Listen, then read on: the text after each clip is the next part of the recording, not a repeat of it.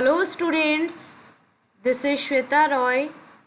This video is for Chapter 2, Part 2, Civics, Diversity and Discrimination. In our previous video of this chapter, we discussed about negative aspects of diversity. In that, we discussed about prejudice and stereotypes. Example of prejudice and stereotypes. Who creates stereotypes? Also, prejudice, stereotype and discrimination. In this video, we are going to discuss about inequality and discrimination. Also, the first experience of caste-based discrimination by Dr. B.R. Ambedkar. Struggle for equality, respect for equality in our constitution. So these are some of the topics which we are going to discuss in this video. First topic is inequality and discrimination. Certain cultural and economic factors created inequality among the people, and on the basis of such inequality, people are discriminated.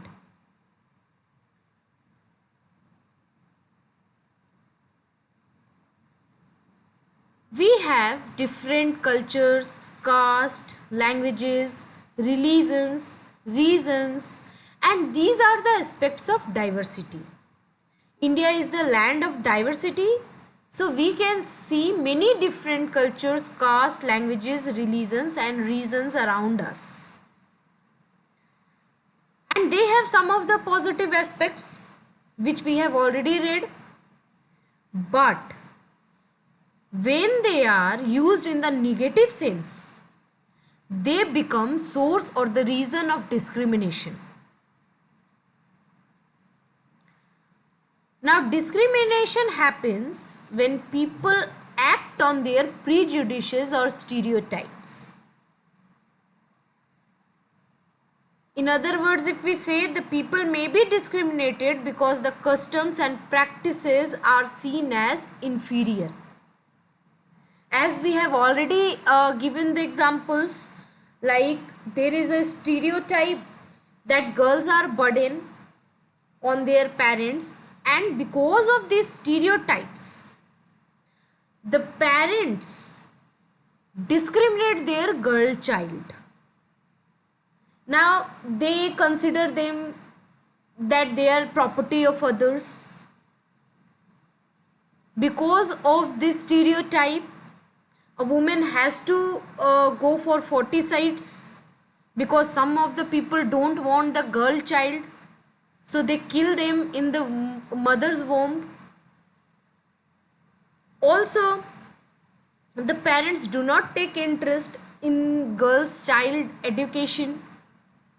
So these kind of things, these kind of discrimination can be seen.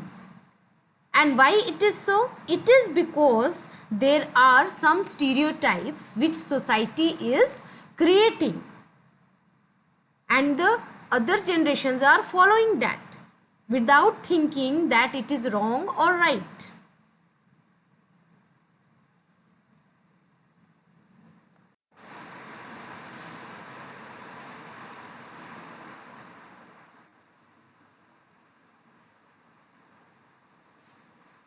Also, the difference between economic backgrounds cause inequality and discrimination. Now, the poor who are unable to meet their basic need of the food, clothing and shelter often experience discrimination in the neighborhoods, schools, offices, society, etc. They are treated badly.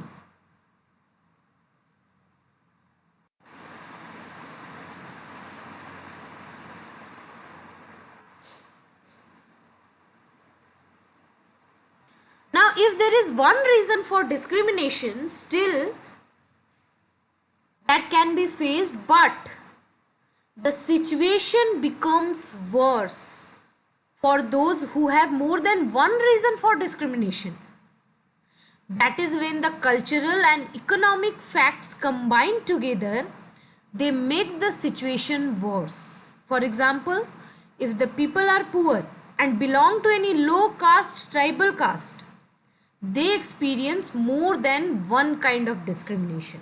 First, they will be discriminated as their economic condition is poor. Also, they belong to low caste or tribal caste. That is the another reason for their discrimination. So they will be discriminated on both the sides.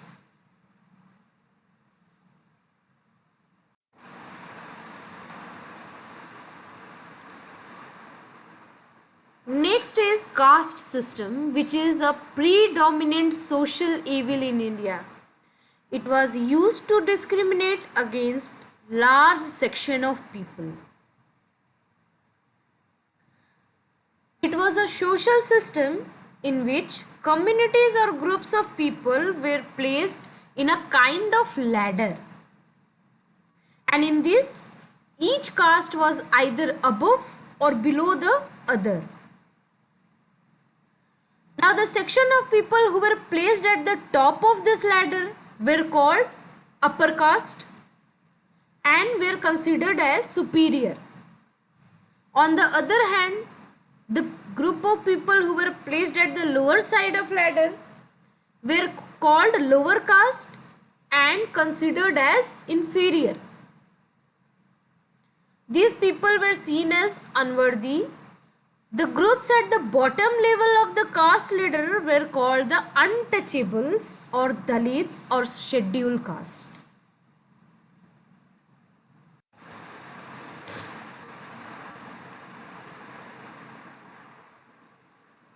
The untouchables were excluded by the higher castes. They could not use the public facilities. They were not allowed to enter the homes of the upper caste. They were not allowed to go to temples.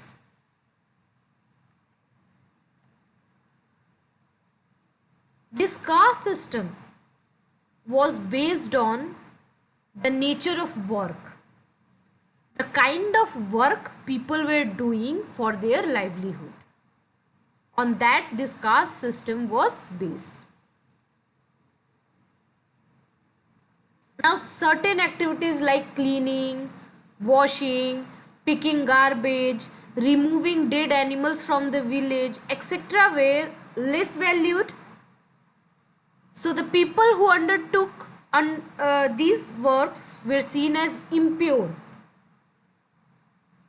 And this belief was basis of the caste system.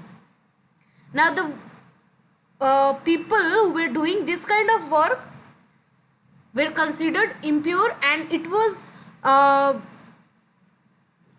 the people were thinking that if they will go and touch them, they will also become impure. So the practice of untouchability appeared here. So people were not touching those peoples, they were not allowing them to come and contact with them. So like this, the untouchability appeared. The upper caste did not give the so-called untouchables the same rights and they enjoyed themselves.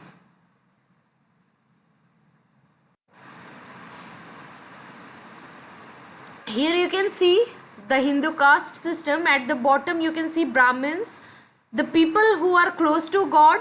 They were their work was to do worship. So they were considered as the closest person to the god. Next were Kshatriyas, and they were the warrior class. They used to fight battles and all. After them there was Vaishya, that means the business class. And last you can see the Shudras, the lowest caste of farmers, those who served the other classes. And Below this, below Shudras, the untouchables were there.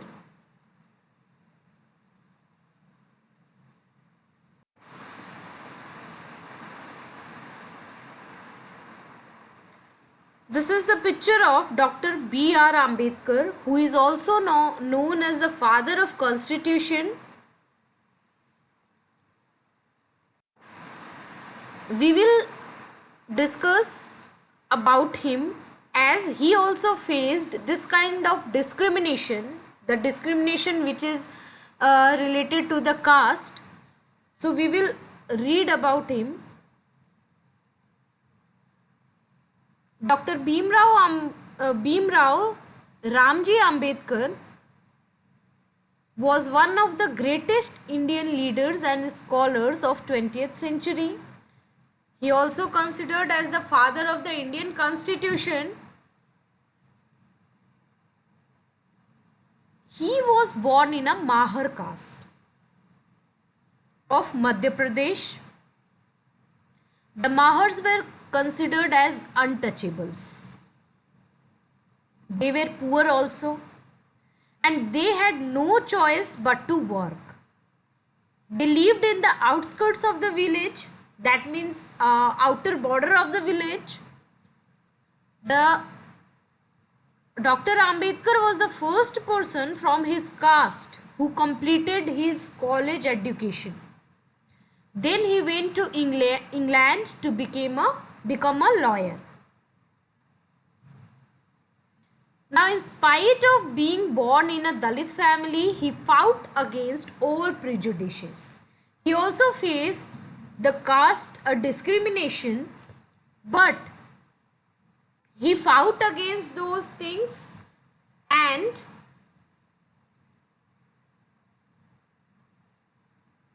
he fought not only for himself, he also fought for the Dalit community.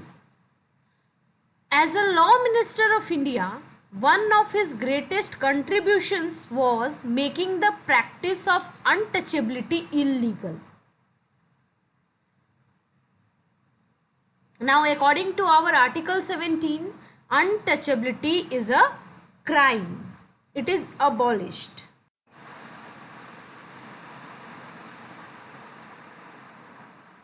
Now, Dr. Ambedkar shares his first experience of caste-based discrimination in 1901. He was of age. He was at the age of 9 years, and he and his brother had to go to Goregaon, which is now in Maharashtra. At the railway station, the station master first considered them as Brahmin child. So he treated them very well. But when he knew that they were Mahars, his face underwent a sudden change. Now, after that, when they went outside of the station and they wanted to hire a bullock cart to go to their home. The bullock carts were there at the station, and also they were applying for hire, but none of them was ready to take these brothers to the destination. The brothers were ready to give the double charge, double fare. Still, the bullock carts were not ready to take them. The cartmen thought that they would be polluted, as the lower caste untouchables were considered as impure. So they thought if they will sit on their cart, they will get impure, they will get polluted. They also thought that they would demean themselves by carrying passengers of untouchable classes. So you can see which kind of discrimination was this.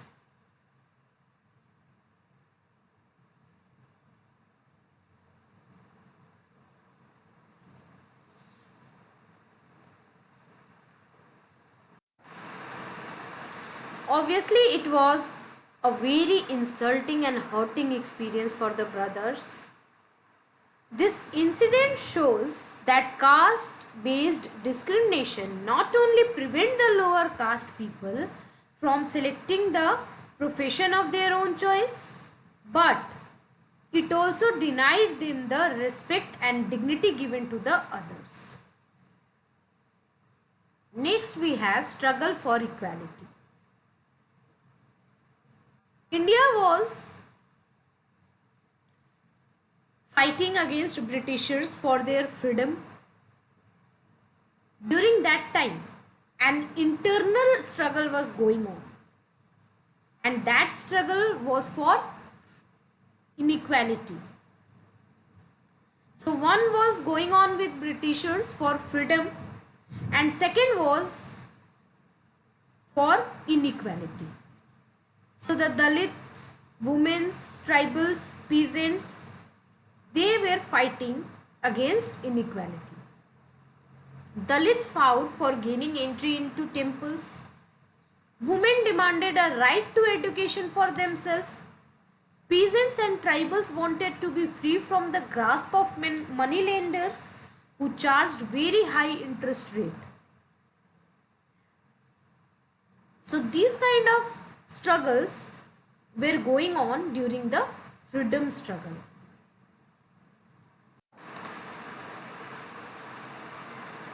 Next we have respect for equality in our constitution. When India became free in 1947, our constitution included various provisions to prevent such inequalities. The first page of our constitution clearly states that all Indians are entitled to equality of status and opportunity. That is, everyone has equal rights and opportunity. People are free to choose any kind of work they wish to do.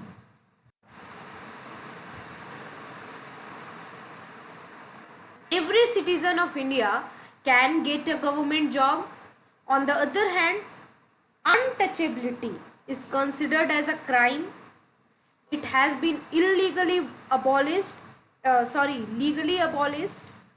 Moreover, our constitution makes the government responsible for implementing the concerned law and ensuring equality for poor and other marginal communities. It is very important for all the people to be equal, because this equality is the key value that unites us all as Indians.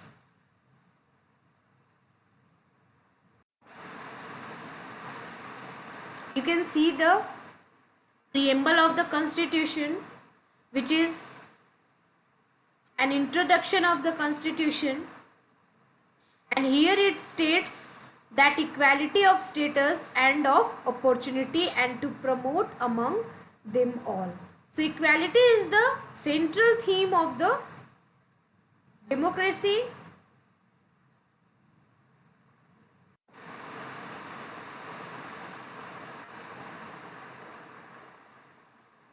India is a secular country. This means that the Indian constitution treats all religions equally. People of different religions and faiths have the freedom to practice and follow their religion without any fear of discrimination.